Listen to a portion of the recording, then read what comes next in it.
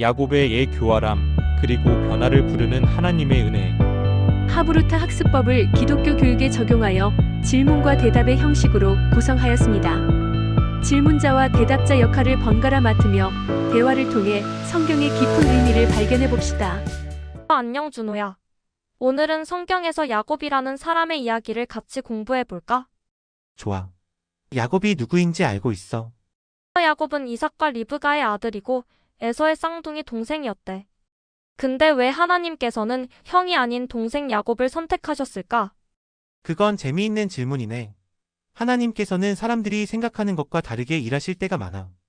창세기 25장에 보면 하나님은 리브가에게 큰 자가 어린 자를 섬기리라고 말씀하셨어. 하나님은 우리가 생각하는 방식과 다르게 사람을 선택하실 수 있어. 맞아.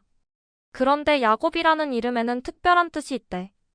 발꿈치를 잡는 사람이라는 뜻인데 태어날 때 형의 발꿈치를 잡고 나왔대. 이런 이름이 나중에 야곱의 성격이랑 관련이 있을까? 좋은 질문이야. 맞아, 야곱은 이름처럼 꽤 교활했어.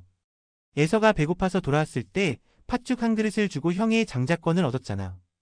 여기서 궁금한 게 있는데 왜 에서는 장자권을 그렇게 쉽게 포기했을까? 성경에 보면 에서가 내가 죽게 되었으니 이 장자의 명분이 내게 무슨 소용이 있으리오라고 했어. 에서는 당장의 배고픔만 생각하고 미래의 중요한 축복은 생각하지 않았나 봐.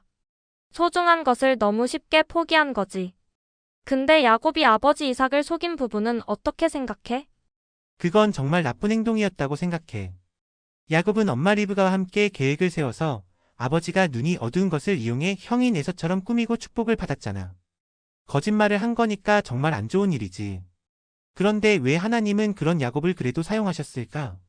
하나님은 완벽한 사람을 찾으신 게 아니라 부족한 사람들을 통해서도 일하시는 것 같아. 야곱이 나쁜 방법을 썼지만 하나님은 그런 야곱도 변화시키실 수 있으셨어. 야곱이 나중에 어떻게 되었는지 궁금하지 않아? 응, 정말 궁금해. 야곱이 형을 속인 후에 어떻게 됐어? 야곱은 형 에서의 분노를 피해 외삼촌 라반의 집으로 도망쳤어. 가는 길에 베델이라는 곳에서 사다리 꿈을 꾸었대. 이 꿈은 무슨 의미였을까? 그 꿈에서 하나님은 야곱에게 특별한 약속을 하셨어. 아브라함과 이삭에게 하신 약속처럼 땅과 자손, 그리고 보호하심을 약속하셨지. 하나님은 야곱의 잘못에도 불구하고 그를 버리지 않으셨어. 이게 은혜라고 생각해. 그런데 야곱이 라반의 집에서는 어떤 일이 있었어? 야곱은 라헬을 사랑해서 그녀와 결혼하고 싶었는데 라반이 야곱을 속여서 언니 레아와 먼저 결혼시켰어. 나중에 라헬과도 결혼했지만 14년 동안 일해야 했대. 야곱이 다른 사람에게 속은 거야. 이건 어떤 의미가 있을까? 와, 그건 정말 재미있는 관점이야. 야곱이 다른 사람을 속였다가 이제는 자기가 속게 된 거네. 성경에서는 이런 걸 뿌린 대로 거둔다고 하는 것 같아. 우리의 행동에는 결과가 따라오는 거지. 그렇다면 야곱은 이 경험을 통해 무엇을 배웠을까? 야곱은 점점 하나님을 더 의지하게 된 것 같아. 라반의 집에서 20년 동안 살면서도 하나님의 도움으로 많은 가축과 재산을 모았어. 그리고 마침내 고향으로 돌아가기로 결심했을 때 가장 두려운 건 뭐였을까? 형 에서를 다시 만나는 것이 가장 두려웠을 거야. 자기가 속였던 형이 아직도 화가 나 있을까봐 겁났겠지.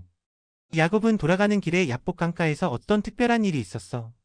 야복 강가에서 야곱은 밤새도록 어떤 사람과 씨름을 했어. 사실은 그 사람이 천사였거나 하나님의 현현이었대. 이 씨름이 야곱의 인생에 어떤 의미가 있었을까? 그 씨름은 야곱의 인생의 전환점이 된 것 같아.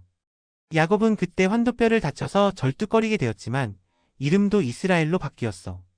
하나님과 겨루어 이긴 자라는 뜻이래. 야곱이 자기 힘으로 살던 삶에서 하나님을 의지하는 삶으로 바뀐 거야. 그런데 형 에서와의 재회는 어땠어? 놀랍게도 에서는 야곱을 용서하고 기쁘게 맞아주었어. 야곱은 에서에게 많은 선물을 준비했지만 에서는 이미 화해할 준비가 되어 있었대. 이것은 용서의 힘을 보여주는 것 같아. 하나님께서 에서의 마음도 변화시키신 거지. 그 후에 야곱은 어떻게 되었을까? 야곱은 가나안 땅으로 돌아와 살게 되었고 12명의 아들과 딸 디나를 두었어.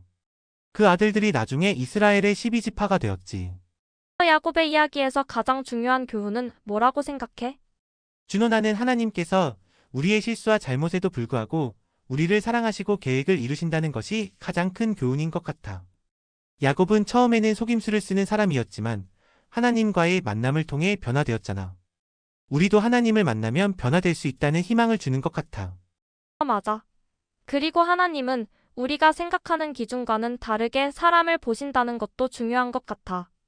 세상에서는 강하고 잘난 사람을 선택하지만 하나님은 약한 사람도 선택하셔서 그분의 능력을 보여주시니까. 야곱의 이야기를 통해 하나님의 은혜와 신실하심을 배울 수 있어서 좋았어. 나도 정말 많이 배웠어. 다음에는 요셉에 대해 같이 이야기해보자. 이상 야곱에 대한 말씀이었습니다.